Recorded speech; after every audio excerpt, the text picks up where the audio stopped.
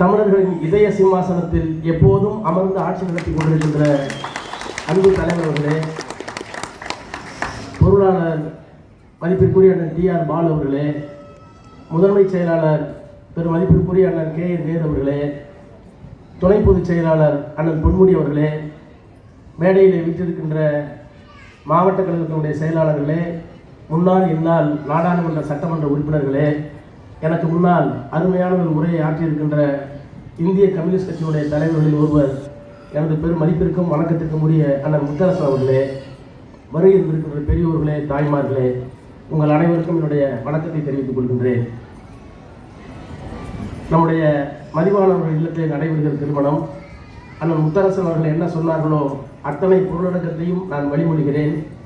கொள்கை வீரர், நல்ல பேச்சாளர், ஆற்றல் மிக்க அனுபவசாலி நிர்வாகி, அத்தனை திறமைகளையும் கொண்டிருக்கின்ற அவருடைய குடும்பத்திலே பிறந்திருக்கின்ற குலப்பொண்டுகளுக்கு நம்முடைய அன்பு தலைவர் வாழ்த்துக்களை தெரிவித்திருக்கிறார்.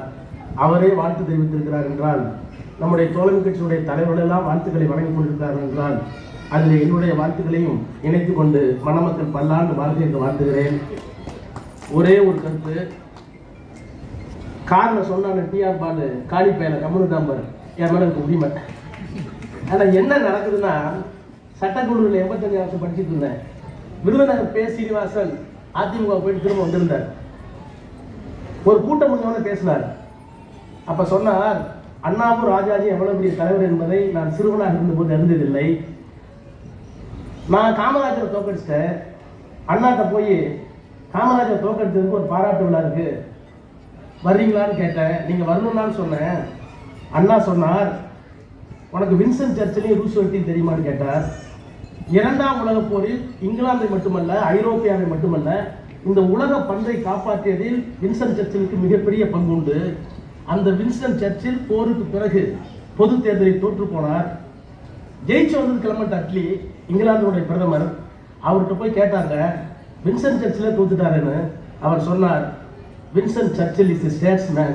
Electoral victory or defeat cannot be a determining factor to measure the statesman.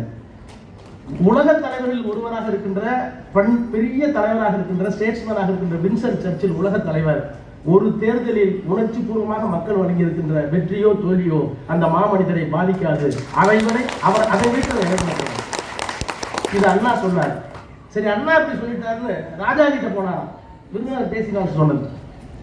ராஜாஜிட்ட போய் அண்ணா வரமாட்டேன்ட்டாரு, நீங்களாவது வந்துட்டு வாங்க தலைவரை, நான் சின்ன பையன், காமராஜர் தோக்கடிச்சிருக்காரு.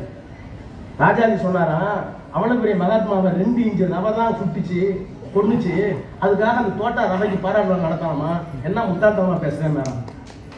அண்ணாவும் ராஜாஜியும் இருந்து சட்டமன்றத்தில் நாதாரி தலைவர்கள் எல்லாம் இன்றைக்கு முதலமைச்சர்.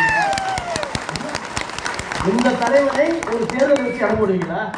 இந்த தலைவனை ஒரு தேர்தல் வச்சு இடம் போடுவீங்களா? நான் என்ன கேட்குறேன், இந்த அண்ணன் முத்தரசனை மனுஷங்க, உங்கள் மேலே தனிப்பட்ட முறையில் பெரிய மரியாதை உண்டு. எனக்கு ஒரு லாஜிக் புரியல.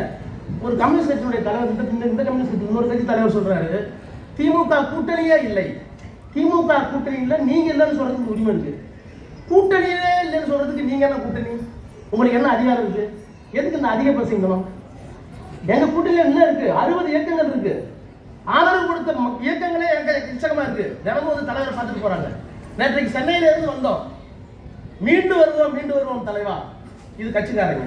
தாய்மார்கள் வராங்க, தலைவா நாங்கள் இருக்கிறோம், உங்களை கோட்டையில் விட்டு இருப்பது எங்களுடைய வேலை. இன்னொருத்தர் வந்து தமிழ்நாட்டு மக்களுக்கு என்ன ஆயிற்று, வெக்கமா இருக்கு. இன்னொரு தாய் வந்து சொல்லுது, கக்கத்துல ஒரு குழந்தை, கையில ஒரு குழந்தை, உடம்பை பார்த்துக் கொள்ளுங்கள் தலைவா, தமிழ்நாடு உங்களை நம்பி இருக்கிறது. இத்தனையும் காரணம் பேசுறோம். இவ்வளவு பெரிய எழுச்சிருக்கு.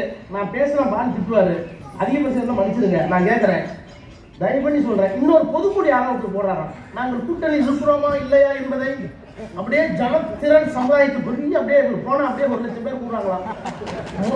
மொத்த கட்சியுமே கலைஞர் கொண்ட போல இருக்கு, மொத்த கட்சி அவ்வளவுதான் இருக்கு.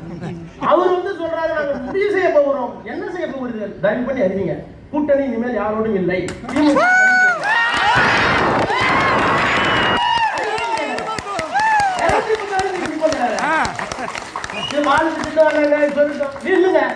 தமிழ்நாட்டை காப்பாற்றணும் வழி இல்லை, யாரை நம்பியும் நாம் இல்லை. பெரியார், அண்ணா, கலைஞர் அத்தனை மொத்த உருவத்தில் உங்களில் பார்க்கிறோம்.